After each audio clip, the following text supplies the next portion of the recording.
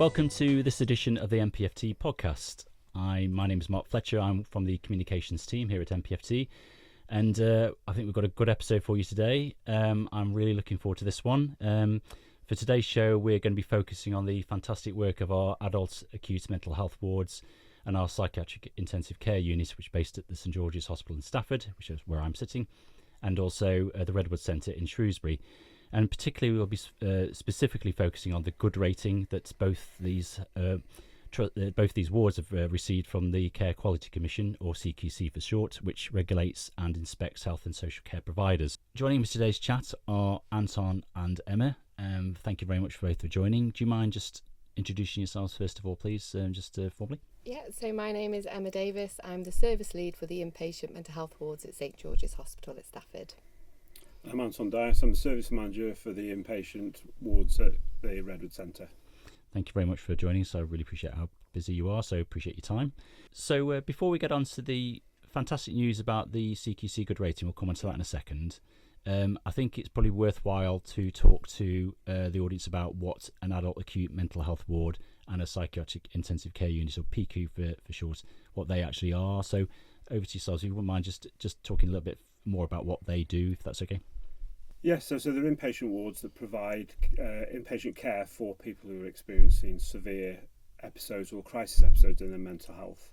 It's a multidisciplinary approach within the wards, so we have consultant psychiatrists, consultant nurses, OTs, psychologists, support workers, OTs being occupational therapists, and a range of allied health professionals such as dietitians and so on. The idea is that we provide hopefully an intense episode of care to enable people's mental health to stabilise, so then they can be discharged back to the communities from which they came from. Okay, and Emma? Yeah, so the PQ, the Psychiatric Intensive Care Unit, is based at St George's at Stafford. Mm-hmm. So this is a male-only ward where patients can go to receive that enhanced intensive care and support for their mental health. The idea is that their stay would be short in this space, and we would be looking at transferring them back onto the acute wards where they can continue their journey and obviously be discharged back into their home environment. So it's just that short, intensive period of support on the ward. Right, okay.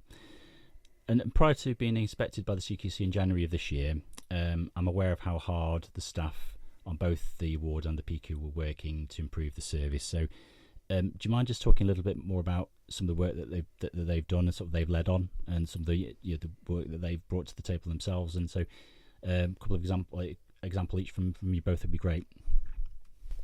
Okay, I don't know who wants to go first. I'm happy to go first. Either or. Yeah, so the teams have worked incredibly hard. We've introduced new processes onto the ward to enhance and strengthen our approach, which would obviously impact positively on patient care, from improving our inductions for our staff and also our temporary workforce, improving accesses to our IT services as well for our temporary staff.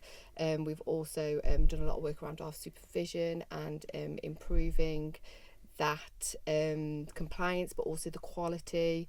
We've also introduced new processes around managing high-risk items, which is developed a step further into a digital app, which I think Anton should talk about more, because that was piloted at Redwoods, which has been fantastic work.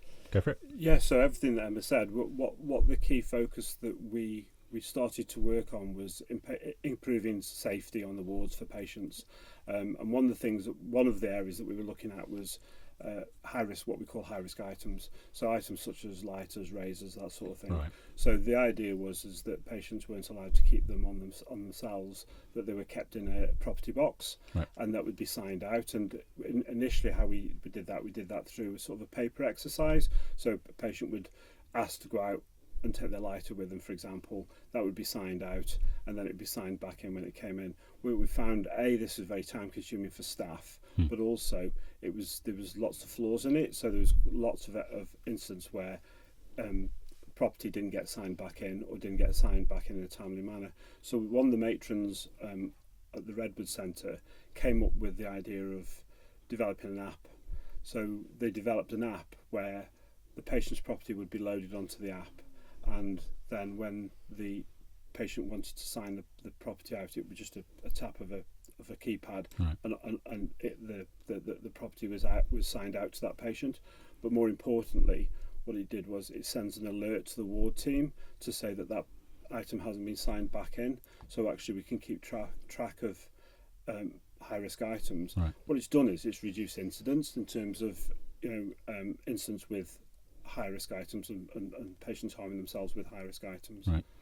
And I think it's important to acknowledge that practices are shared. So obviously that piece of work was implemented at the Redwoods. We're now obviously going to implement that across the St George's site. So again, I think us working more cohesively and jointly and sharing good practices, and also sharing incidents that we can learn from across the two sites, which I think has been another positive outcome.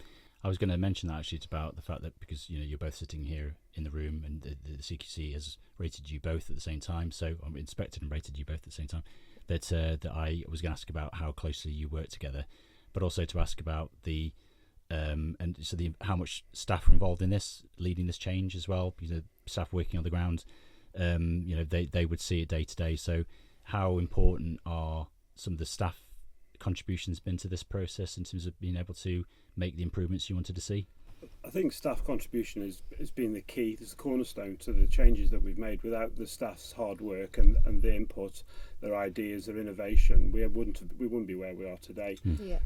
As I said, one of the key sort of factors was improving patient safety. So we talked about the high risk gap, but other things such as we've introduced the patient safety huddle, which is weekly, and then the patient safety review meeting, which is weekly. That is down to staff being prioritising the attendance of that, but bringing the incidents and the information to the meeting, and then taking away the learning and working together. And then what they've also done across the two sites is strengthen the working across the two sites. So we have consistency of approach, but also sort of highlighting to each other where we're seeing trends or themes in terms of risk. So it's designed to sort of develop a learning culture and learning from incidents, learning from mistakes, so we can support staff, so staff can be sort of allowed to be open and speak out about things that have gone wrong, or they feel where things can be improved. And that's what people have done, and that's what's driven the changes that we've made. Yes, we've set some parameters about what we'd like to achieve. We want to achieve safe wards, we want to achieve high quality, but actually the staff have actually put the detail behind that, and that's been the key part. And without them and without their hard work, we wouldn't be sitting here today. Yeah, definitely. And just to add to what Anton said, around improving that quality and sharing as well. We have regular meetings with between St George's and Redwoods where it's quality focused. What innovation is happening over here, what can we share, looking at themes and trends and supporting each other really. And I think the teams have had opportunities to go across. So our PQ team has gone across to the Redwood Centre and shared what they do, and had a chance to look around the wards, and vice versa, which I think has been really, really valuable, and having that joined up working as well. So it's been really important. Excellent.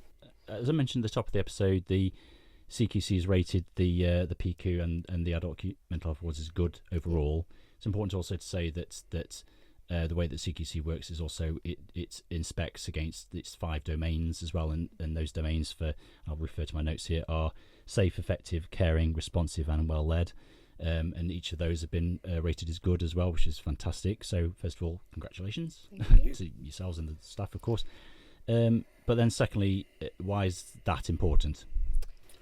I think firstly it validates the work that we've done. It shows that across the 5 domains that we're delivering at a standard that is felt to be appropriate and of good quality to patients.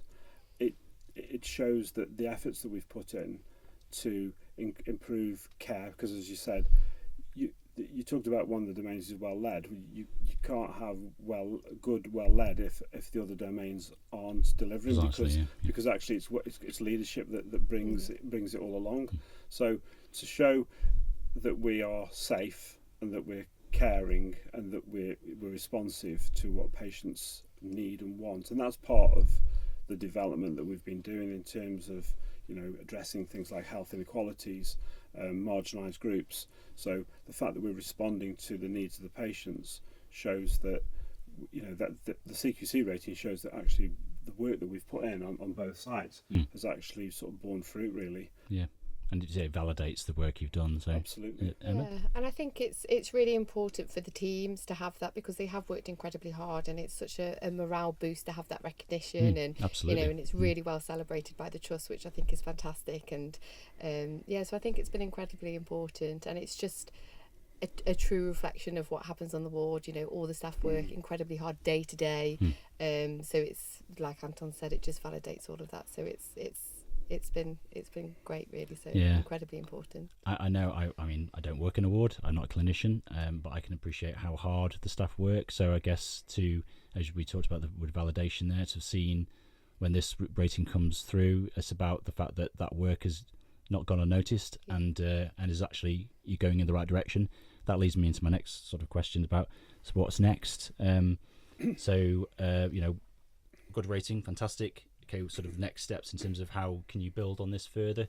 You talked a lot about sort of how you constantly stay in touch with each other, work together, share learning, best practice, etc. So how can you sort of talk a little bit more about sort of how that's going to be going forward? I think just to continue to share and to embed processes on the ward.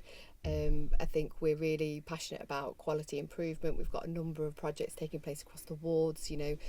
Increasing our therapeutic offering for the patients is really important, so that's a key focus. We've got inpatient transformation, which I think Anton wanted to talk a bit about. So we've got lots of different projects taking place, and reviewing culture, and so it's quite exciting. It's quite exciting. Sounds it. Anton? Yeah, so I mean, as Emma said, we're on a journey with what they call inpatient transformation. The idea is we're trying to improve the quality of the journey of the patient, so their experience when they come to be cared by us. So we're doing a range of things that will sort of improve that. One things like we're looking at being more autism friendly. We're looking at marginalised groups. We're looking at doing the sensory stuff around sort of quiet rooms and so on. So because inpatient wards, even though the majority of patients have their own rooms, they can be very noisy and very sort of stimulating. So it's about patients having quiet areas. It's about understanding the needs of people when they come through the door. So over in Shropshire, we have quite a big rural community. So it's about being able to respond to the needs of the rural communities, as well as people from quite built up urban areas like Telford. So we're doing a lot of work in terms of transformation, taking that forward. Some of the key stuff we want to do is we want to reduce patient stay, so we want to reduce the time they're with us. That means improving the quality and the intensity of what we deliver. We want to try and do more preventative work to stop people coming into hospital, because obviously it's quite traumatic for people to come into an inpatient inpatient stay. So we want to try and prevent that. So we're focusing a lot of work on our crisis services and our community services to prevent people coming into hospital. But as Emma said, what we need to do is, what we have started doing is consolidate what we've achieved, and then we build on from that. And I guess it is always important to remember, of course, that you both support extremely vulnerable individuals. So that skill set from the staff to provide that care is so important. And as you say, any work can be done to shorten the person's stay in that environment is all the better, I guess. So I suppose it's always always comes back to the patient at the end of the day. It does, yeah. And I think one of the other key things that we're working on is partnership, working with other providers. Okay. Yeah. Because patients, they don't just have mental health, they have a whole range of needs and complexities, and that we're seeing that more and more: physical health, social health, so on and so forth. So working with partners, local authorities, or the acute trust that sit on our footprint, is working closely with them as well to try and be more holistic for the service user, so that when they are ready to be discharged, they've got the package of care they need to go home and be able to stay at home rather than come back into hospital. Right. Anything you'd like to add to that? Well, yeah, it's just exactly the same. Strengthening those partnership working, and like Anton said, taking much more of a holistic approach, seeing the whole patient, you know, because obviously we just see a snippet, but Yes, you know, that's just a section of somebody's journey. So excellent. Well, thank you, Emma, and thank you, Anton, and congratulations again on the CQC rating. It's really, really richly deserved. So well done, and well done to all the staff as well on both the units. So. And thank you also to yourselves for spending your time with us on the MPFT podcast. You can subscribe to the podcast. If you listen to the podcast, you can subscribe via your normal podcast channel. And otherwise, if you are viewing this podcast, as you can see, we are in a studio here at St George's Hospital. You can do so by going to our MPFT YouTube channel and searching for MPFT in the search bar, or you can find the link in our show notes. So it just leaves me to say thank you very much again, and thank you. Bye-bye.